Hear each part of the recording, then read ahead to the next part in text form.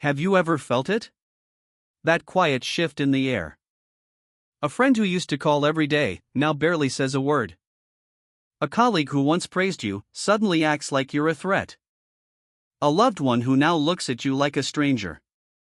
And you wonder, what did I do wrong? But what if it's not about you at all? What if their sudden hatred isn't a reflection of who you've become, but a mirror of the parts of themselves they've been running from?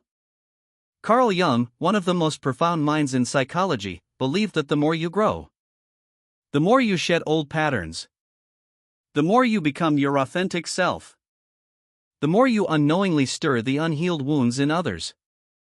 Your confidence might remind someone of their self-doubt. Your boundaries might highlight their inability to say no. Your light might expose the shadow they've buried for years. And when that happens, they turn. Not because you're wrong, but because your evolution has become a silent threat to their comfort zone. This podcast is not just about why people suddenly hate you. It's about the deeper truth behind that hatred. It's about the invisible war that begins the moment you choose growth over approval. It's about reclaiming your power when the world starts to resist your transformation. Together, we'll journey through Carl Jung's powerful concepts: the shadow, the persona, projection, individuation, and the mysterious force he called the transcendent function. You'll learn why resistance shows up when you grow, how to stay grounded in the face of rejection, and how to turn every act of hate into a stepping stone toward inner wholeness. So take a deep breath. This isn't just another self-help episode. It's a psychological map for the most sacred journey of all: the journey back to your true self. Let's begin. Have you ever noticed how people change around you right when you start changing yourself? You finally stand up for yourself. You say no, calmly, for the first time. You chase something you've always wanted. And suddenly, someone close to you turns cold. Their smiles fade. Their tone shifts. Their presence becomes distant, maybe even hostile. It feels confusing, doesn't it? But Carl Jung had a word for what's happening here. He called it the shadow. The shadow is the part of a person they try to ignore, deny, or bury. It holds the fears, the shame, the jealousy, the insecurities. The parts of us we're not ready to see. And here's the thing: most people don't deal with their shadows. They don't heal. They avoid. They pretend those feelings don't exist. But when you grow, when you shine a little brighter, when you start saying, no more, you unknowingly shine a light on the shadows of those around you. Your growth becomes a mirror. And not everyone is ready to see their reflection. Instead of turning inward, they turn on you. They project. Carl Jung called projection one of the most common ways the psyche defends itself. It's when someone takes what they can't accept in themselves and throws it onto someone else. So when they say you've changed, they really mean, you're no longer playing the role I needed you to play.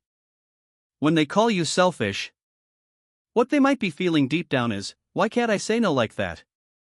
When they mock your dreams, they might actually be whispering, I gave up on mine. You're not doing anything wrong. You're just becoming someone they're afraid to be. Let me share a story with you. Anna, a kind-hearted marketing assistant, spent years putting others before herself. Always helpful. Always quiet. Always available. Then one day, something shifted. She started speaking up. She stopped staying late when it wasn't her responsibility. She got promoted. And that's when Lisa changed. Lisa, her co-worker, stopped talking to her. Started spreading rumors. Undermining Anna's work in subtle, cutting ways. Anna was confused at first. Hurt. She thought maybe she'd done something wrong. But what really happened was this. Anna's growth threatened Lisa's shadow. Lisa had been avoiding her own ambition. Her own fear of being left behind. And Anna's success became a painful reminder of everything Lisa had been hiding from. Lisa wasn't hating Anna. She was hating the part of herself that gave up. And Anna's presence made that part impossible to ignore. That's the hidden war Carl Jung spoke of. When someone attacks you during your transformation, you're not the enemy. You're the mirror. Understanding this truth is the first step to emotional resilience. Because the moment you realize, this isn't mine to carry, you stop shrinking to make others comfortable. Instead of internalizing their judgment, you begin to ask, what part of them is reacting right now? What fear or pain are they projecting onto me? This one question can change everything. And here's how you can start applying it right now. Think of a moment, recent or distant, when someone's reaction to your growth felt unfair or sudden. Write it down. Describe what happened, how it made you feel. Then ask yourself, what might they have been projecting? What part of them did my growth wake up? Next, turn inward. Ask, is there a part of me that still fears being seen? Am I carrying any shadow of my own that needs my attention? This is the foundation of shadow work. A practice Jung believed could free us from reacting and help us grow with grace. Because the more you integrate your own shadow, the less power others' projections have over you. You'll stop feeling the need to explain yourself, prove yourself, or defend your light. You'll realize, their discomfort isn't mine to fix. And in that moment, you step out of the battlefield completely. Not by fighting back, but by refusing to carry what was never yours in the first place. This is your power. Let's keep going. In the next chapter, we'll explore another hidden dynamic. How shedding your old persona, the role others loved you for, can trigger their deepest fears. And why being called selfish or different is often the greatest proof that you're finally becoming who you truly are. Stay with me. So now you understand the shadow. That hidden side of people that reacts when you grow. But what if I told you that it's not just your growth that unsettles them? It's the fact that you're no longer playing the role they expect. Carl Jung had a name for this role. He called it the persona. The persona is the mask you wear to survive in the world. It's the version of you that fits in, pleases others, keeps the peace. It's not fake. It's adaptive. Necessary, even. We all use personas to function in society, at work, in relationships. But here's the problem. When you start outgrowing your old persona, when you take off that mask and say, this isn't who I am anymore, you trigger something powerful in those around you. Fear of change. Because most people don't see you as you. They see you as the role you've always played for them. Maybe you were always the reliable one, the fixer, the nice guy, the quiet one, the selfless friend. And the moment you stop being that version, the moment you say no, or speak up, or choose yourself, it feels, to them, like a betrayal. They'll say you've changed, that you're different, that you're selfish now. But what they really mean is, you're no longer who I need you to be, and that scares me. Let me tell you a story. Michael was known as the nice guy in his friend group. He always said yes. Stayed out of drama. Put his friends first, even when it hurt. But over time, something inside him shifted. He started reading, journaling, going to therapy. And slowly, he began to change. He stopped responding to last-minute favors. He started speaking up about his boundaries. He began choosing himself. And his friends didn't take it well. They stopped inviting him out. Called him distant. Said he'd become arrogant. That he was no longer fun to be around. But Michael wasn't becoming arrogant. He was becoming whole. Carl Jung said, The most terrifying thing is to accept oneself completely. When you start accepting yourself, not just the parts people like, but the parts you've hidden, you stop living for approval. And that terrifies people who still are. Because your shift toward authenticity forces others to question their own masks. That's why they lash out. That's why they withdraw. It's not you they're rejecting. It's their own unwillingness to change. So what do you do when people accuse you of changing too much? You reframe it. Instead of hearing it as criticism, hear it as confirmation. Yes, you have changed. Because staying the same would have meant staying small. This is the key to emotional resilience. To stop making other people's discomfort your problem. To stop shrinking to fit back into an old version of yourself just to keep the peace. Let me share another story with you. Priya was a high school teacher and the emotional backbone of her family. Whenever her parents fought, she was the mediator. Whenever her siblings needed help, she dropped everything to rescue them. She was the glue. The strong one. The dependable daughter. But after years of exhaustion and therapy, Priya decided to stop carrying everyone else's problems. She started saying, "I can't take this on right now." She stopped answering every late-night call. She took weekends for herself. And guess what happened? Her siblings called her cold. Her parents said she was abandoning them. But Priya wasn't abandoning them. She was saving herself. Her new persona wasn't about pushing people away. It was about finally including herself in the list of people she took care of. That's what transformation looks like. Messy. Uncomfortable. Misunderstood. But powerful. And here's a practice you can try. Grab a notebook. Write down the role you've been playing for others. Maybe it's the helper, the quiet one, or the people pleaser. Now write down the version of yourself you're ready to become. Is it someone bold? Someone honest? Someone peaceful? Now visualize yourself in a common situation where you usually play the old role. Maybe when someone asks you for something last minute. Maybe when you feel pressure to stay silent. Now picture yourself responding as your new self. With clarity. With calm. With confidence. Hold that image. Practice it mentally until it feels familiar. Because soon, you'll need to live it out loud. Remember, you are not responsible for preserving the version of you that made others comfortable. You are responsible for becoming the version of you that makes you whole. And yes, people may resist. They may pull away. They may try to guilt you back into the box they built for you. But every time you say no with love, every time you choose truth over approval, you take one step closer to emotional freedom. So let them say you've changed. Because you have.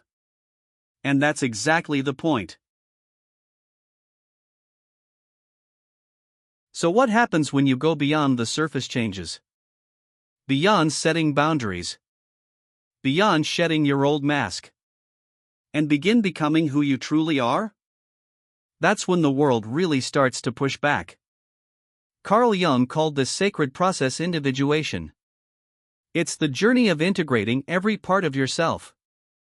Your desires, your fears, your shadow, your values. Even the parts you were told to hide or silence. It's not self-improvement. It's self-reclamation. You're not just changing how you act. You're redefining who you are. And for many people in your life, that's terrifying.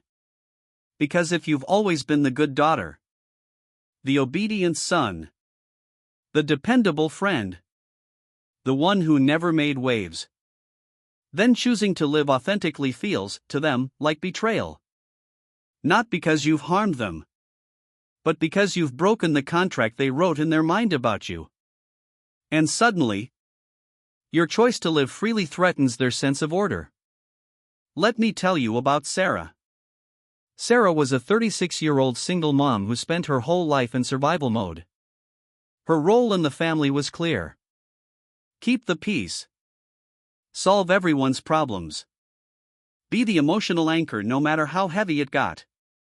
But after years of exhaustion and self-sacrifice, Sarah started waking up. She began therapy.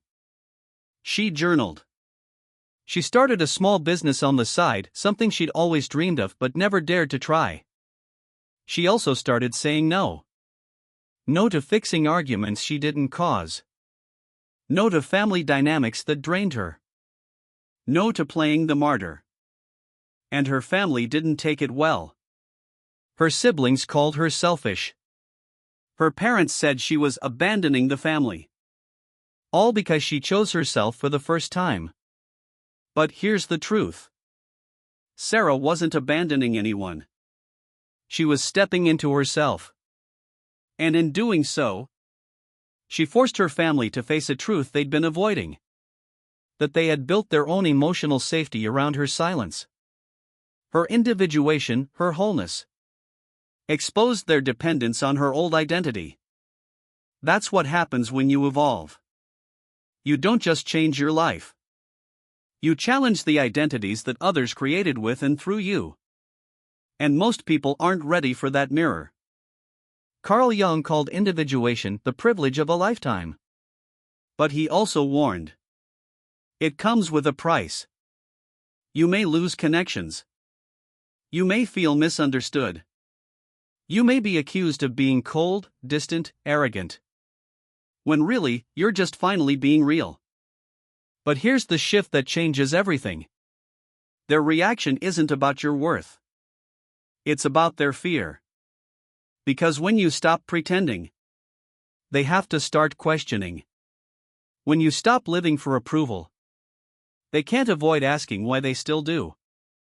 And when you become whole, they're confronted with all the ways they've fragmented themselves just to fit in.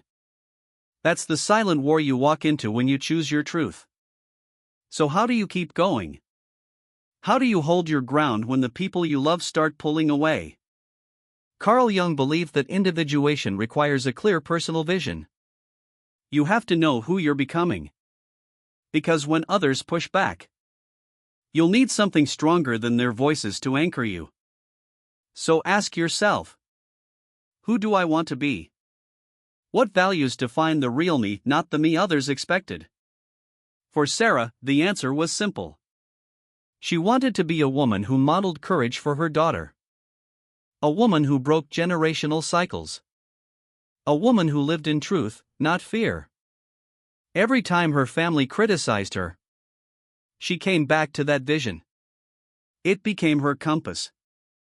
And you can do the same. Here's a practice. Take 10 minutes today. Write your personal vision. Write it in the present tense. I am someone who honors my truth. I am someone who sets boundaries without guilt. I am someone who leads with courage and clarity. Then write down one small action you can take this week to live in alignment with that version of you. Maybe it's saying no. Maybe it's speaking up. Maybe it's just being still with yourself instead of rushing to please. Whatever it is, honor it. Because with each step toward who you really are, you'll become less shaken by who others want you to be. And yes, it will be hard. It may feel lonely. But it's not the loneliness of abandonment. It's the solitude of alignment. And in that space, you'll find the peace that no approval can give you. So when they say, "You've changed," just smile gently and say, "Yes, I have." Because this isn't the end of your relationships. It's the beginning of your life. Have you ever felt like, the moment you truly break free, the world pushes back all at once? Not just one person, but your family, your coworkers, your friends. Even strangers sometimes. Like some invisible force is trying to pull you back into the person you used to be. Carl Jung had a name for that force. He called it the collective unconscious. It's not just about individuals anymore. It's about systems. Systems built on tradition, on roles, on silence, on everyone staying in line. The collective unconscious is the deep, inherited layer of the human mind. Shared instincts, beliefs, and social roles that keep communities, families, and cultures stable. It's why some rules don't need to be spoken. Why some expectations are just known. You don't ask. You don't rebel. You just follow. Until one day, you don't. And the moment you challenge those unspoken rules, you become the problem. Let me tell you about David. David came from a family where stability was everything. Get a job. Stay there. Don't take risks. His parents had sacrificed so much to build a life rooted in safety. And they expected David to follow that same script. But David wanted more. He felt pulled towards something different. So after years in a corporate job, he left to start his own business. Not because he was reckless, but because it aligned with his purpose. And that's when it started. His family didn't support him. They criticized him, called him selfish, unrealistic. Even his old colleagues began to distance themselves. It felt like the whole system had turned against him. But what was really happening? David wasn't being rejected for who he was. He was being rejected for what he represented. Disruption. His choice to follow his own path challenged the entire structure of beliefs holding his family together. If he could break the rules and still be okay, then what did that say about the rules themselves? That's the danger of transformation. You don't just change your own life. You shake the foundations that others have built their identities on. And the collective unconscious doesn't like that. Carl Jung said that systems resist change. Not because they're evil, but because they're designed for survival, not evolution. So when you step out of line, you awaken the defense mechanism of the entire group. It's not personal. It's structural. You're not just saying, I'm going to live differently. You're unconsciously saying, maybe the way we've been living isn't working. And that's terrifying. Let me give you another example. Maria was a nurse. In her family, she was the fixer. Always stepping in. Always mediating fights. Always saying yes. But after years of burnout, Maria finally started setting boundaries. She said, I can't do this anymore. I need space. I love you, but I won't enable this. And what did her family do? They didn't thank her. They didn't say, we understand. They said, you've changed. You're cold now. You don't care about us. But Maria wasn't being cold. She was challenging the system. The emotional economy that depended on her always sacrificing herself. And in doing so, she exposed something deeper. That no one else wanted to take responsibility. Her refusal to play the role forced the entire family to face a truth they'd been avoiding. And so, they resisted. Not because she was wrong, but because change always feels like danger to the unconscious mind. So how do you stand firm when it feels like the entire system is trying to pull you back? The first step is awareness. Ask yourself, what system am I disrupting? Is it a family pattern of silence? A workplace culture of overwork? A community that demands conformity? Once you name the system, you can stop internalizing the resistance. You can start seeing it not as judgment, but as fear. The second step is redefining your role. Carl Jung believed that true freedom comes when you stop living as who the system needs you to be and start choosing who you truly are. You're no longer the fixer. You're the boundary setter. You're no longer the people pleaser. You're the truth teller. You're no longer the quiet one. You're the voice that finally speaks. That shift in identity, that conscious reclaiming of who you are, is how you stay rooted when everything around you tries to shake you loose. So here's your practice. Write down one system in your life that pressures you to stay small.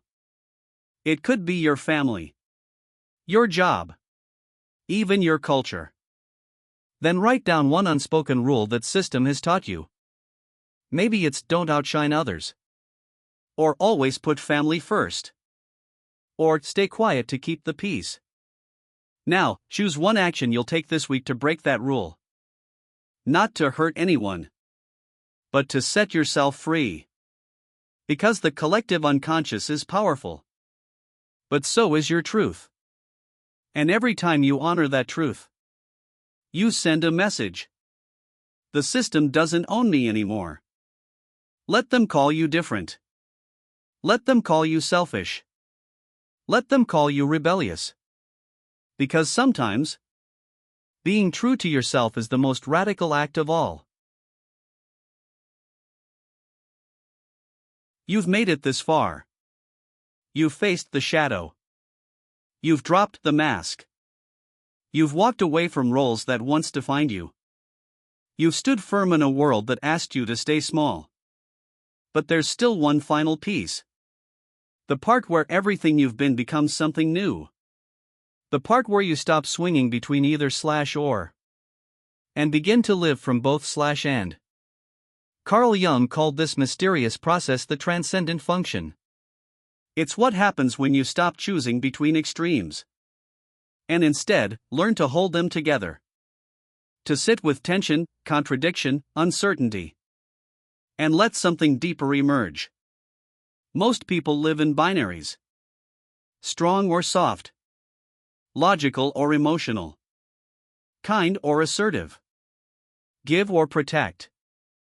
They pick a side and get stuck there. Overcorrecting. Overcompensating. Becoming rigid, reactive, drained. But you have another path. You can choose wholeness. Let me tell you about Emma. Emma was a talented artist. Empathetic, generous, always available.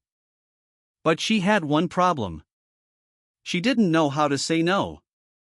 She'd either give too much or shut down completely, swinging between burnout and guilt. Then she found Jung's work. And she started to practice something new. Holding the tension. The next time a friend asked her for a last-minute favor, she paused.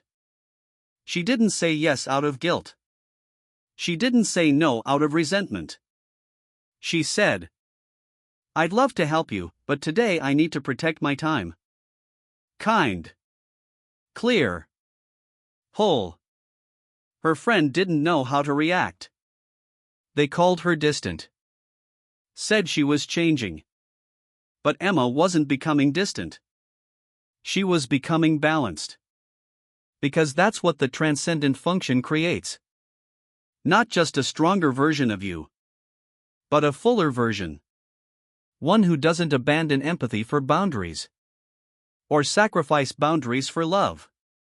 One who can be honest and kind, vulnerable and powerful, available and sovereign. That's true emotional resilience. But make no mistake, this level of integration scares people. Why? Because it makes you unpredictable. You no longer fit into their neat little boxes. You're not just the nice one or the tough one. You move differently. You respond from awareness, not reaction. And that unsettles anyone still trapped in their own polarity. They don't know what to do with someone who can say no without shutting down. Who can love without losing themselves. Who can lead without dominating? But that's their discomfort, not your burden. Let me share one more story. Liam was a manager who used to either over-control his team or avoid confrontation entirely. It was always too much or too little. He'd either explode or say nothing at all. But after studying Jung, Liam began practicing the transcendent function at work. He held the tension. He gave feedback and compassion. He set deadlines and listened deeply. He stopped leading from fear and started leading from integration. At first, his team resisted. They called him inconsistent, said he was acting different. But over time, they began to trust him. Because his presence wasn't reactive anymore. It was rooted. And that kind of leadership is magnetic. So how do you begin this work? You start with a question. Where in your life are you caught between two extremes? Maybe you're torn between being liked and being honest. Between showing up for others and showing up for yourself. Between pushing forward and resting. Instead of picking a side, hold both. Say, I want to be present for you, and I need to rest tonight. Or, I care about your feelings, and I need to speak my truth. This is not weakness. This is wholeness. Carl Jung believed that when you hold two opposites in your psyche, without forcing a resolution, something new is born. A third way. Not compromise, but transcendence. And it only appears when you have the courage to stay in the middle, long enough to let the truth reveal itself. So here's your practice. Write down one area in your life where you feel split between two parts of yourself, two identities, two instincts, two fears. Then ask, what would it look like to honor both without abandoning either? What would the third way feel like? You don't need to have the answer right now. But asking the question is where the transformation begins.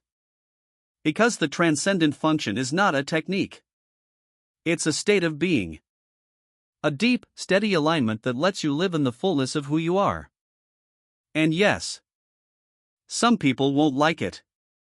They'll call you inconsistent. Hard to read. Too much. Too soft. Too strong. But their confusion is your confirmation. You've become someone they can't control. Because you're no longer divided inside yourself. You've become whole. And in a world built on fragments, wholeness will always be a little dangerous. But it's also unstoppable. So here you are. You've just walked through a journey most people never take. Not because they can't, but because they're afraid to. But you chose to see. You chose to ask why people suddenly hate you. When you begin to love yourself, why rejection shows up. The moment you choose growth. Why silence replaces closeness. The second you set a boundary. And now, you understand. It was never really about you. It was about them. And the parts of themselves they weren't ready to face. You've seen the shadow. How your light exposes what others keep hidden. You've shed the persona. That old mask that once kept you safe, but slowly became your prison. You've taken your first steps into individuation. Choosing authenticity over approval. Truth over comfort. And meaning over performance. You've dared to break the unspoken rules of the collective. The invisible scripts that told you who you're allowed to be. And then, you stepped into wholeness. Not by choosing a side, but by learning to hold both. By letting opposites dance inside you. Until they gave birth to something new. That's the transcendent function. That's the secret. That's what makes you unstoppable. Carl Jung once said, "The privilege of a lifetime is to become who you truly are." That privilege is yours. And no one's fear, no one's judgment, no one's silence can take it away from you. So the next time someone pulls away, or calls you selfish, or says you've changed, pause. Take a breath. Smile softly. And remember, you're not here to be understood by everyone. You're here to become someone you can finally understand. This is not the end. It's just the beginning. The beginning of a life where rejection becomes redirection. Where silence becomes space. Where being called too much means you're finally being enough for yourself. So here's your final question. What's one small action you'll take today to honor your growth? Maybe it's writing in your journal. Maybe it's saying no. Maybe it's just letting go of guilt you never needed to carry. Whatever it is, do it. Not to prove anything, but to remember who you are. And when the world resists, when the voices get loud, come back here. Re-listen. Reground. Reconnect. Because this silent war was never yours to begin with. You were just the one brave enough to walk through it with your eyes open. Now you know. Now you grow. And no one, not even those you love, can stop that light from rising. You've changed. And that's the whole point. If this episode spoke to you, share it with someone walking a similar path. Comment below, what's the one truth from Jung's wisdom that shifted something inside you today? And don't forget to subscribe to keep walking deeper into your own transformation. Until next time. Stay grounded. Stay whole. Keep growing.